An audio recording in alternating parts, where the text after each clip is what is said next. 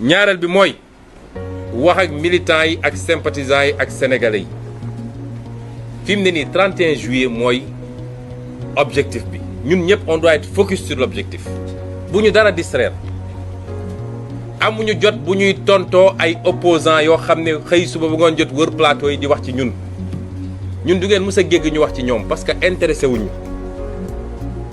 benn adversaire la ñu am mooy Benno Bokk Yaakaar ak Macky Sall taluñu keneen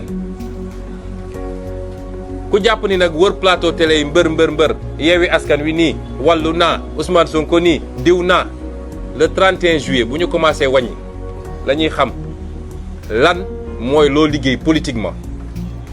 donc militants et sympathisants yi bu leen kenn distraire bu leen tontu kenn on a qu'un seul objectif c'est prendre l'Assemblée nationale le 31 juillet on a qu'un seul adversaire c'est Benno Bokk Yaakaar leneen lu dul loolu taluñu ko yéeguñu ko